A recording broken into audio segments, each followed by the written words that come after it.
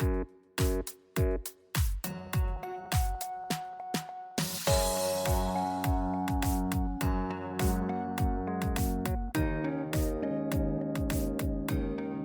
to Mansplaining, a podcast about the interesting things you can discover if you just take the time to learn.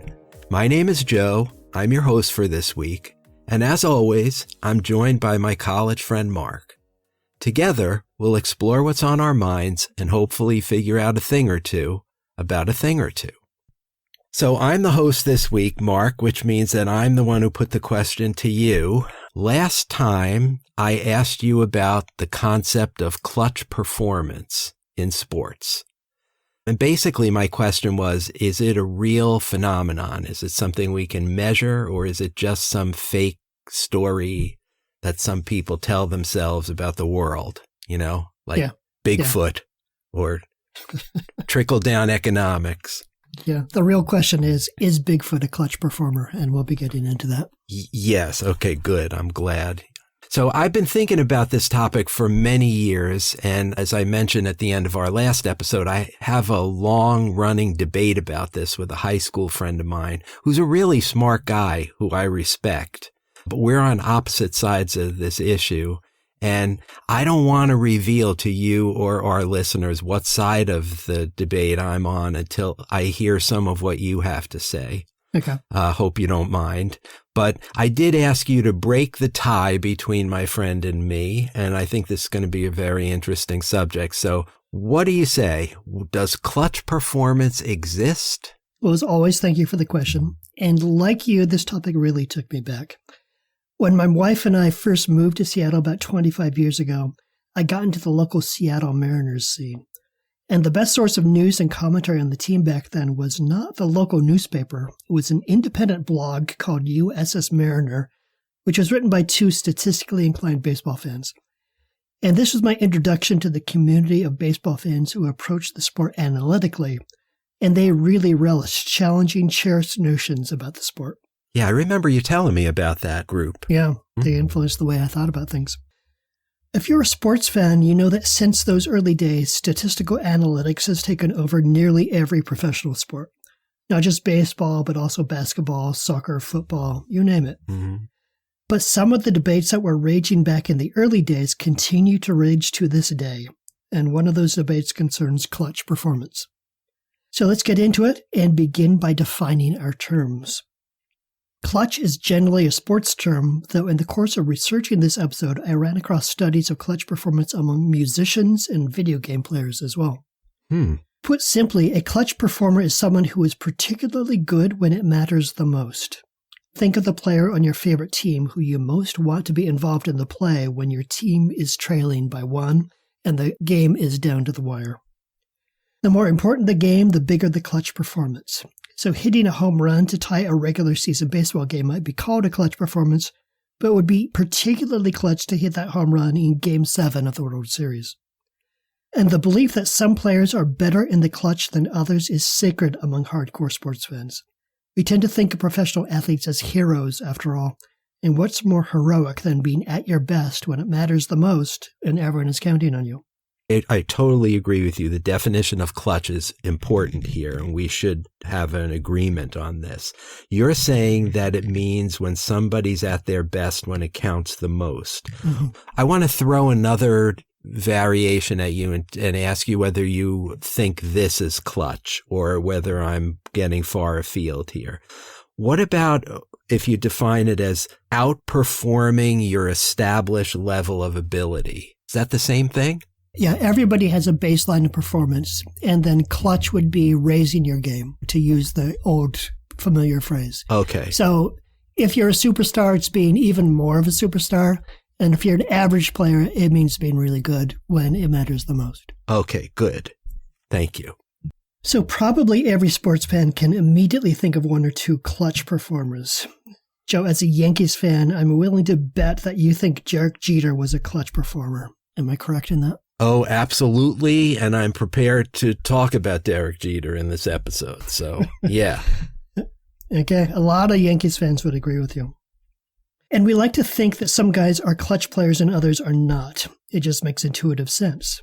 Yes. The idea of the clutch player is controversial, though, and it's most controversial in baseball, where if there's one thing that the average fan enjoys more than a home run in the bottom of the ninth, it's an argument about that home run and what it all means.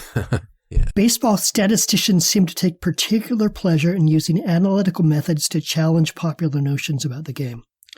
And for them, clutch falls into the same category as terms like grit and moxie, subjective, hard-to-define qualities that quantitative analysis was virtually invented in order to debunk. Yes. Here's another one. He's a great clubhouse influence. Oh, yeah.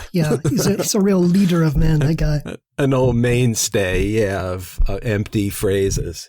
Yeah. There have been several different statistical investigations of clutch performance in baseball, which approach the problem from slightly different angles, but broadly speaking, they are all constructed in the same way. The hypothesis behind these studies is that clutch performance does not exist if it is not a verifiably repeatable skill. That is to say, a clutch player should play well in the majority of the times when he finds himself in a high-pressure situation. If that player is only occasionally clutch, then it is more likely that his exceptional performances are the product of luck rather than skill. So let's say that you start working with a record of every Major League Baseball game for 2 or 3 consecutive years. If you define what constitutes a clutch situation in a baseball game, you can look up every time that situation occurred and measure how the players performed in those situations. Then you can compile these clutch statistics and compare the results from one year to the others. If clutch performance is a repeatable skill, presumably you would see the same names popping up in the lists of top clutch performers in consecutive seasons.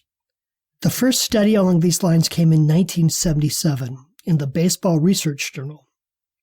Dick Kramer followed the methodology I described above and reached the conclusion that clutch performance is a myth. He saw no indication that clutch performance is the product of anything but random fluctuation. Players who appeared to do well in clutch situations one year did not similarly distinguish themselves the following season. In 1985, though, a study appeared in the Elias Baseball Analyst that reached the opposite conclusion.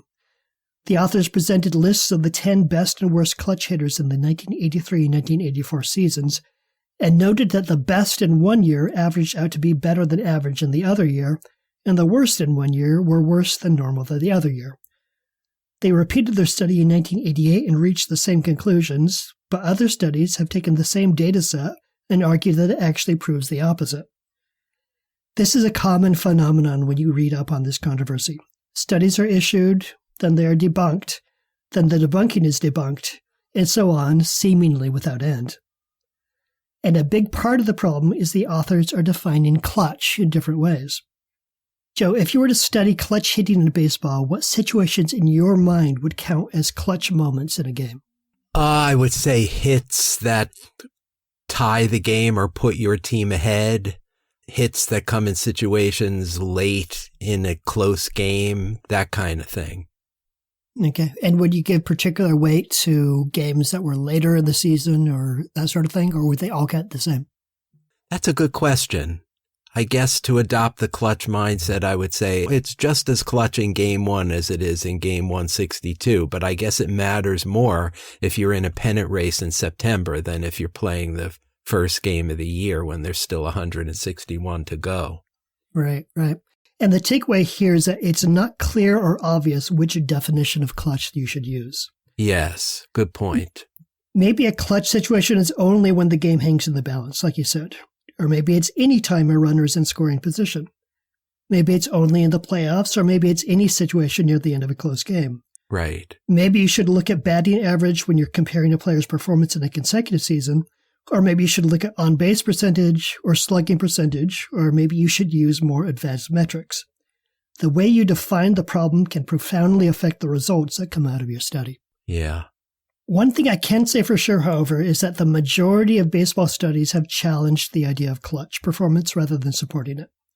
There are studies that found evidence of clutch performance as a repeatable skill, but the majority found no statistically significant evidence that clutch is a thing. We actually have slightly more solid data for the opposite of clutch, at least in basketball. A 2015 study by 538 examined the shooting performance of NBA players from the regular season compared to the playoffs for 5 consecutive seasons, from 2008-2009 to 2013-2014.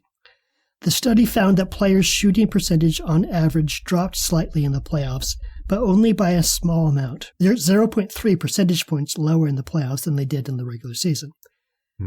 The same study looked at free throw performance for the same players and saw the same effect. Players shot 0.2 percentage points lower in the playoffs. The difference in this study between playoff and regular season performance was so small that it fell within the margin of error, however, which means it is not definitive evidence that players get, on average, worse in the playoffs. The evidence is suggestive, but not definitive. You know, I have a theory about that, which I think it's appropriate to talk about later. But while we're on this subject, it occurred to me that a couple of the biases that we talked about in our last episode about economists might actually apply here. So let me just run a couple by you, like recency bias. You know, like we remember the player's game-winning homer in the 9th inning, but we don't remember the 3 strikeouts before that in the same game. Yeah, right? Sure. Or even like confirmation bias. Oh, yeah. So I already think X player is a clutch performer. So when they excel late in a game or in a key situation, I kind of overweight that data in my head versus the many other times that they quote unquote failed in those situations. Right. Yeah. Or what do you think of that? Oh, I think you're right on. And I can see myself offering explanations for why the person failed there. Like that would have been a hit, but it was right at a defender, something like that. Right. Where you find reasons to support your preconceptions. Yeah. Yeah. It's a classic case of confirmation bias, how we process this information. Another study looked at how NBA players performed on free throws in situations where their team had a big lead versus situations where they were behind by 1 point, and that free throw would tie the game. And they found that shooting percentages dropped in the clutch situation, 2.3% worse.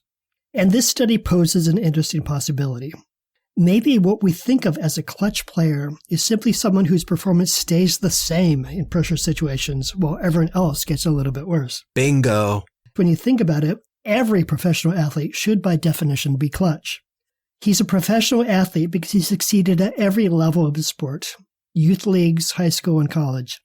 He got a place on that pro team by succeeding over and over and over again. If a player isn't at least moderately clutch, it seems unlikely that he would have ever made it to the pros in the first place. As one study put it, quote, "It might only be that clutch performance isn't apparent in the statistical evidence because everyone on a major league team is of such high caliber that they're all engaging in clutch performance and so canceling one another out." Oh, that's interesting. There is one question about clutch performance, though, which challenges the entire notion of it. And that question is, if a player is truly a clutch performer, if he is at his best in critical moments of the game, why is he not that good all of the time? That is, if a player is able to take his game to the next level when the chips are down, why would he choose to play worse the rest of the time? Right. Yeah, I mean, if you can outperform your established level of ability in some situations, then why not do it all the time? Sure. It'll make you a much better remembered and more highly paid athlete, wouldn't it? Yeah. Now, some people have posited that it might be impossible to be great all of the time. Maybe you need to coast through a few games in order to have what you need to be great when it really matters. But I think there might be a better explanation than that. In 1908, psychologists Robert M. Yerkes and John Dillingham Dodson introduced what has become to be known as the Yerkes-Dodson law, which was based on experiments in which they investigated the effects of electric shocks on the speed with which mice were able to learn new tasks. Up to a certain point, more electric shock stimulation improved the mice's rate of learning. After that point, though, learning was impaired. The Yerkes-Dodson law posits that everyone has a specific zone of optimal functioning that is related to stimulation, stress, and arousal. Too little stimulation, and you feel unmotivated. Too much, and you get overwhelmed, which causes your performance to go down. It's been more than 115 years since the Yerkes-Dodson law was formulated, and since then it's been applied to sports, education, and workplace productivity. So I guess I should count myself lucky that I have never had an employer who tried to increase my productivity by hooking my desk chair up to electrodes and administering electric shocks. Yes. In practice, people have found that the Yerkes-Dodson law is subject to many different variables, including task complexity and individual personality. Generally speaking, research has shown that the more simple the task, the higher level of arousal is needed for optimal performance, which makes sense. The more you need to think about what you're doing, the more you're likely to get distracted by external stimuli. If, though, all you're trying to do is something like lift a very heavy weight, having a huge crowd cheering you on might really help. More recently, sports psychologist Yuri Haddon has built on the Yerkes-Dodson law to develop what he calls the individual zones of optimal functioning. This proposes that individuals have their own unique optimal levels of arousal for peak performance, which can be influenced by emotions, the task they're performing, and the environment in which they're operating. So there's your theoretical framework for clutch performance if you believe that it exists. The reason some players could theoretically be better when everything is on the line is because their individual zone of optimal functioning requires a very high degree of arousal. They're not dogging it in other games. They simply need enormously high stakes and pressure in order to do their very best. That's a really interesting theory. I'm glad you brought it up. But it kind of assumes a laboratory condition where there's one athlete about to take an action, right? And then the level of his or her arousal, whether it's calibrated just right, it may lead to an optimal performance. But in a lot of sports, there's another athlete directly against them. So, sure. Yeah. So if you're the hitter, there's a pitcher who's also has heightened arousal throwing that pitch to you when you're hitting in the bottom of the ninth. So wouldn't all the competitors' heightened arousal levels kind of cancel each other out?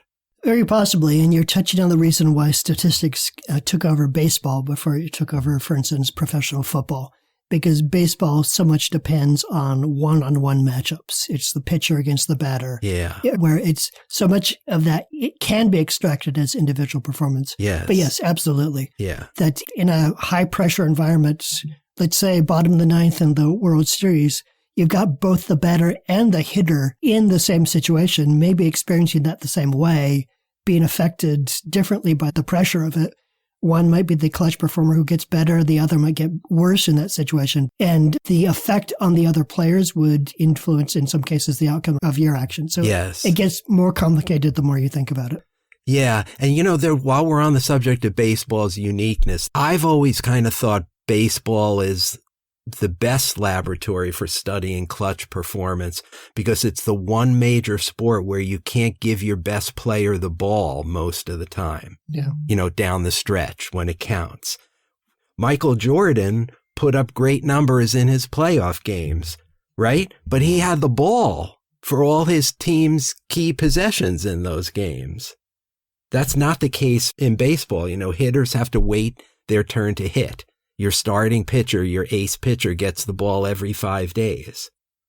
So I suspect what many people think of as Michael Jordan's clutch performance is simply that he shot the ball more often with the game on the line. Yeah, and got better than other people did, right? So he's bound to hit more shots because he's shooting more. Yeah. But Derek Jeter only gets up if it's his time to bat in the ninth inning. Yeah. You understand the distinction I'm making? Yeah, I think so.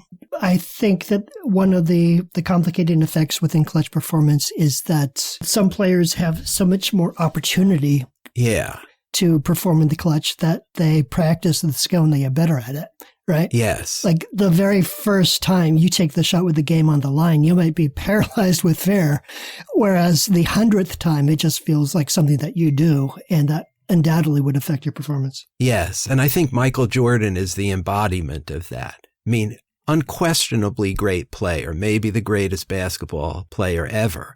But let's remember, he always had the ball with the game on the line. Yeah, yeah. So it's much easier to make an argument about his clutchness than it would be to make an argument about any baseball player's clutch performance. My earlier point is probably relevant here. We all remember Jordan's shots that won playoff games or finals games, right? But the Bulls lost 20 or 30 games that season, and Jordan probably took the last shot in those 30 games too and missed it, Sure, yeah. Yeah. But we don't remember that. Right. So the individual zones of optimal function pose another problem for studies of clutch performance. If Yuri Hannon is correct, and we all individually respond in unique ways to pressure situations, that would imply that there is no such thing as an objectively clutch scenario. What is clutch for you and clutch for me might be different, because inwardly we experience those situations differently. How can we rationally and objectively study clutch performance if we can never be certain whether the player we're studying experienced certain situations as clutch scenarios? An example. Let's say you're pursuing your own study of clutch hitting in baseball, and you define clutch as any at-bat in the 7th inning or later in games where neither team was ahead by more than one run. That's not a random example. That's how one of the clutch hitting studies was actually constructed. Are those truly clutch situations, though? Does every player really care that much about games in the middle of August when their team is going nowhere, even if the game is a close one? Right. Will they individually experience those moments as high pressure and so experience the level of stimuli that will bring out their peak performance? Given what we know now, I'd say it's impossible to say. And so those studies of clutch performance are based on what might be fundamentally flawed premises. But let's close with the problem of sample sizes, because this is where things get really difficult. And I feel like some of the studies of clutch hitting do not make those difficulties clear.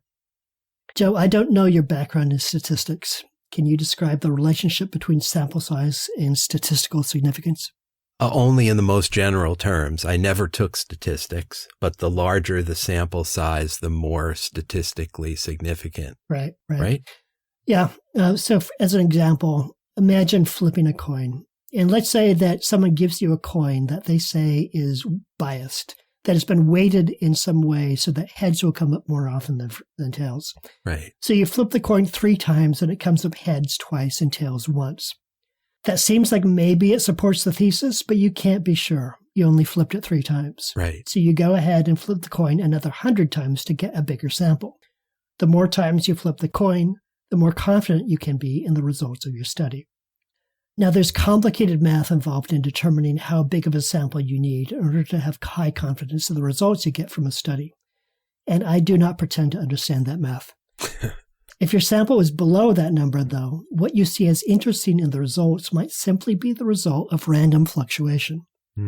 Generally speaking, when evaluating a baseball player's performance at the plate, the convention is that you need about 900 at-bats before you can be confident that the stats accurately represent his skill as a batter.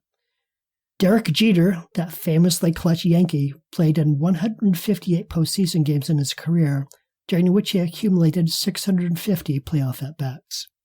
David Ortiz, another famously clutch baseball player, only played in 85 postseason games and amassed a mere 305 playoff at-bats.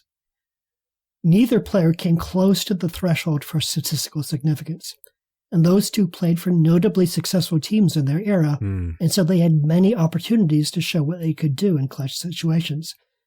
No less an authority on baseball than Bill James wrote, quote, "The clutch hitting contribution, if it does exist, is buried in large piles of random and confusing data, with very little marking the clutch contribution to enable us to dig it out and examine it." He was not arguing that clutch hitting exists. He was simply blowing the whistle on studies that claimed to disprove the existence of clutch hitting when they did not have enough data to reach any conclusion, positive or negative. Statistical studies of baseball have not proven that clutch hitting exists, but the absence of proof is not proof of absence. Insufficient sample sizes means that these studies have also not proven that clutch hitting does not exist. So let's return to Derek Jeter and David Ortiz and examine their stats individually. Joe, speaking as a passionate fan of baseball, after everything you've heard today, do you believe that Jeter and Ortiz were clutch players? Well, this is the big reveal, right, for me? If it hasn't been obvious from what I was saying earlier, the side of the argument I took with my buddy from high school is that clutch does not exist. Oh. I was not on the clutch exists side. You surprised me there. I thought for sure you'd be the clutch guy.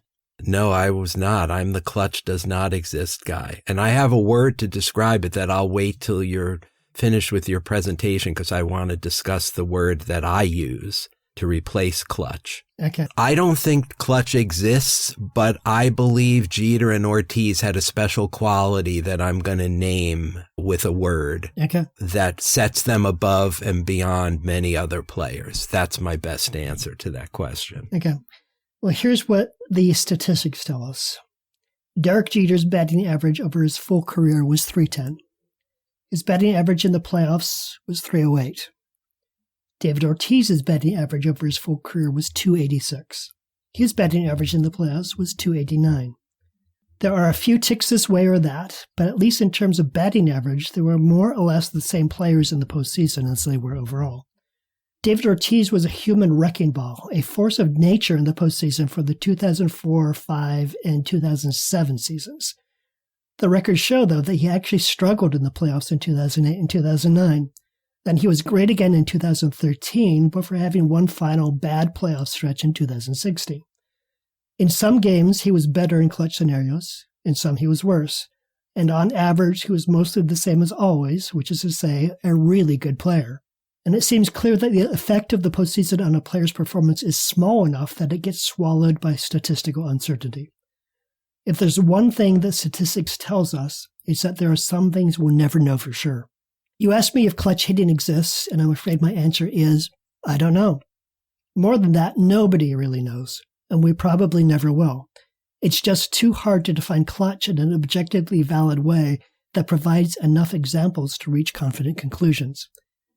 I can, however, say without question that the idea of clutch performance makes sports more fun to watch. And at the end of the day, speaking as a fan, that's all I really care about. How about you? Yeah, well, initially I thought I was going to be disappointed by your answer if it was maybe, but I think I don't know is a really intellectual answer to this question, and you're probably closer to the truth than my answer or my buddy's answer. But you touched on something earlier in the podcast when I jumped in and said the word bingo. Remember, you said maybe it's that these players are not elevating their game under pressure, but they're just being the same under pressure as they are not under pressure. I think that's the key. And the word that I teased earlier, I'm now going to tell you, is equanimity. Equanimity. It means evenness of mind, especially under stress. Mm-hmm. You know, a synonym would be composure. Or there's a French word called sang-froid, S-A-N-G-F-R-O-I-D. Just being cool as a cucumber under pressure. The moment isn't too big for you. That's what I think Derek Jeter has. That's what I think David Ortiz has. And the proof is in the pudding. The numbers you stated. Long regular season careers and playoff careers, and their batting average is almost the same, right? They're the same player in October that they are in April or in June. Right. And I think that's what characterizes all the players, the great ones that people like my high school buddy characterize as clutch players. I think it isn't clutch. What it is they can be themselves under pressure. And the opposite of clutch, you know, what is commonly referred to as choking, right? Yeah. Alex Rodriguez, poster child for choking under pressure. I think what that's about is not being yourself on the big stage under pressure, not being the same player you were in April or August. Yeah. It's not the lack of clutch. It's just A-Rod is not A-Rod in October. There's something going through his head that intrudes, you know? Yeah. I don't know if this is nature or nurture, Mark. I don't know if it's about controlling your heart rate through deep breathing like a lot of athletes do. But I just know that some people are capable of this and some aren't. Yeah. Jeter, Messier, Ali, Ortiz, they can do it. A-Rod can't do it. And that's why the first bunch are known as clutch and the other guy is known as a choker. What do you think of that? I think that's probably a good way of looking at it, that the clutch performer is the guy who doesn't consistently fail. I wonder if one element going on here is that the choker had a early bad experience that then got in his head. And I'm thinking of Steve Sachs here. Do you remember Steve Sachs? Oh, sure. Yeah. He was a star second baseman, I believe, for the Dodgers. Am I remembering that correctly? Yes. And for a brief period of time, which you will recall, he lost the ability to throw the ball to first base. Like, it was just crazy. The yips. He got the yips. And it did not last forever, but for a while there, he was unable to perform a simple physical activity. And it's clear that it was because he was thinking about it. Instead of just automatically flipping the ball to first, he was thinking, oh God, I hope I don't throw it away again. And that got in the way of him performing it. And you'll remember the individual zones of optimal functioning. Yes. One of the elements is the complexity of the task. And I wonder if the people who are choking are the ones who make the task more complicated than it needs to be, because they're thinking about what they're doing instead of just doing it. And so I'm no fan of A-Rod. He betrayed us in Seattle. But I wonder if what got into his head is that just through random chance, his early returns were not positive, and he started to press, and he started to think about it, and it just felt like, what am I doing wrong? I need to get this. I need to do it right. And that got in his way of simply playing the game and being the player he was at every other time. Yeah, that's a really plausible theory, and accented by, under the microscope, especially after he got traded to the Yankees, with the unrelenting glare of the cameras and the press and the writers trashing him when he would go 0 for 4 in an important game in October. It had to all build up inside him and make him even worse, But fundamentally, to get back to Clutch, the thought that a player can elevate their game and be better with the game on the line, it just doesn't pass the common sense test for the reason we said earlier, Yeah. Why not do that all the time? If you're capable of it, do it all the time. You'll be the greatest player ever and the most handsomely compensated player ever. Yeah. Yeah, well, if there's a way to explain that, I think it's the Yerkes-Dodson law, which is that you need that moment of ultimate pressure in order to reach your optimal zone. It does seem unlikely that a lot of people would need that, because they would have to be really, really good every other time, too. Otherwise, they wouldn't be in that position in the first place. Right. You're not going to play in a World Series unless you're a really good baseball player. And so your optimal zone would need to be stratospherically high, because outside of that zone, you're still one of the best players in the world. Yes. And I want to mention before we go one other kind of corollary on my theory of equanimity, right? And that is, especially in the face-to-face matchup of pitcher versus batter, or one basketball player guarding another, right? It's that the Michael Jordans or David Ortizes of the world, as I said, can be the same in a clutch situation. They're not elevating their game, but they're being the same. But the guy who's guarding Jordan, the guy who's pitching to Ortiz in the World Series, right? What must be going through their heads? I'm guarding Michael frickin' Jordan in the NBA Finals, right? I'm pitching to David frickin' Ortiz in the World Series. That is bound to get in somebody's head. And I feel like the defenders' games are diminished by not being able to handle the pressure. Yeah, I think so. Yeah. In the micro, they're kind of choking in that matchup, while Jordan and Ortiz and Jeter and Messier are being the same. Yeah. And that's the edge that gets misidentified by people like my buddy as clutch performance.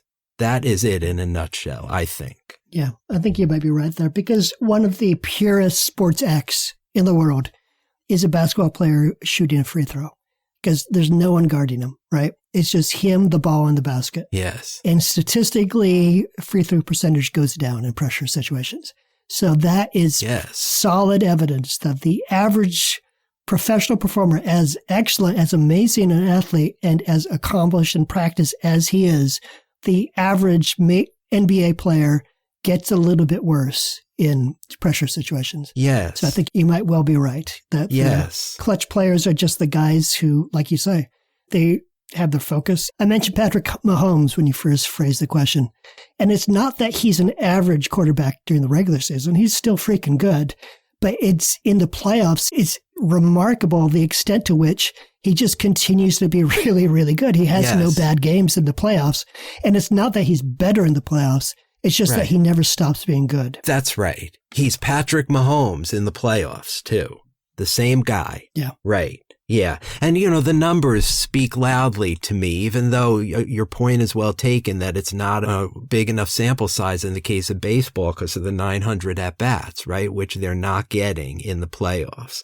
But it is statistically significant to me, at least, that Derek Jeter's a .310 hitter in the regular season and a .308 hitter in the playoffs. You know, I came armed with those same stats. If you hadn't said that stat, I would have said it to you. And by the way, Derek Jeter's on-base percentage, his slugging percentage, and his OPS are also very near the same as between regular season and playoffs. That speaks pretty loudly to my theory of equanimity, that Derek Jeter's genius, if you will, is that he can be himself under the most intense pressure. That's his greatness. Yeah, I think you're right in that. Well, that was really interesting, Mark. I had a feeling it would be, and I hope our listeners agree. I very much enjoyed this conversation. Is your high school friend going to be listening to this episode? I urged him to, and the one thing he said is, I'll listen, but I'm not sure it's going to change my mind. So now with you coming out as I don't know as your answer, maybe his mind doesn't need to be changed. Yeah, my message to your friend is I didn't find anything that proves that he's wrong. Right. But we are all living in a world of statistical uncertainty. So we all have to be equally uncertain on this topic. Yes, yes. So you have a question for me, yeah. Okay, so go ahead. As is my wont, we're heading back into science fiction for the next episode. Neuralink, one of the companies owned by Elon Musk, recently live-streamed footage of a paralyzed man using a brain chip implant to play online chess and other video games simply with his mind. The company speaks of the technology as a solution not just to paralysis, but also conditions like blindness. Elon Musk, I know, has separately discussed the technology as a way for humans to remain relevant in the age of AI, extending human capabilities by connecting AI directly to our brains so that machines do not leave us behind. That seems amazing, but it also raises so many questions. I can imagine all sorts of risks that might arise from implanting computer technology in the human brain. So my question, how fast is this technology developing, and how does it make you, Joe, feel to think that we might be entering the age of human-computer hybrids? Oh, good question, Mark. And I did notice that report about Neuralink, and I actually thought to myself, boy, this is being underreported. This should be the #1 story on all newscasts and front page of every newspaper in America, and I didn't see it treated that way. So, the implications of the technology are truly awesome. So I look forward to exploring it with you next time. Yeah. Okay, great. Okay, folks, you can find this mansplaining podcast pretty much wherever you listen to podcasts. Apple, Google, Amazon, Spotify, our home site, which is Buzzsprout, and many others. Please check out our growing library of content. We've covered a lot of interesting topics in the 4 years we've been on the air. Really quite a breadth. I'm proud of how much ground we cover, Mark. And people should know that. Pick out your favorite episode to start and give it a listen. Yeah. If you want to talk to us, or engage with us, I should say, you have a couple of options. You can go to our Facebook page, Mansplaining the Podcast, where you can like us. You can check our sources, leave us a comment or question. We reply to all such comments, and certainly give us a 5-star rating if you like what you're hearing. You can also call us at our Google voicemail number, 206-486-4074. Leave us a voicemail message if you have a question, a comment, a suggestion for an upcoming episode of Mansplaining. But that's it for now. Thank you very much for listening. That was Mark, and I'm Joe, and we'll talk to you next time. See you then. Oh, I've heard the tales and seen the stats. A ghost of a field completes and hats. Now Joe says Jeter was a hero in the clutch, but the number crunchers, they protest too much. I got the clutch player blues, it's a riddle in the night. Is he real or just a story? Can he truly shine so bright? When the game is on the line, does he rise or does he fall? Oh, the clutch player blues, do they exist at all? We toss around words like moxie and grit. In the seventh inning, who's fit to hit? Is it skill? Is it luck or just fate's cruel game? When the stats roll in, it's a crying shame. I got the clutch player blues in the roar of the crowd. They say he's a man, or they say it loud, but the data swings back like a pendulum's move. Oh, the clutch player blues got nothing to prove. There's jewelry and Dotson and there's galore on why under pressure some might score. But the study's spinning round like a ball on the bat. Is he a clutch player? Well, imagine that. We define and we measure, we argue and fight. What's a clutch moment in the heat of the night?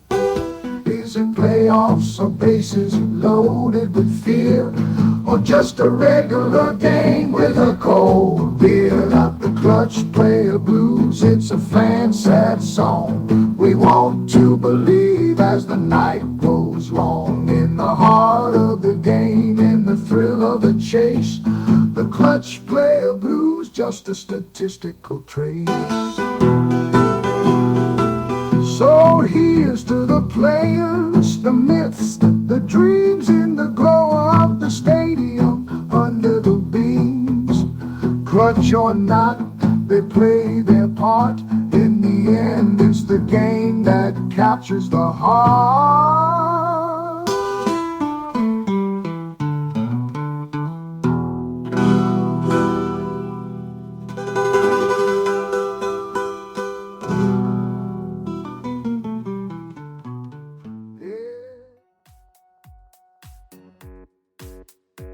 That's it for this edition of Mansplaining.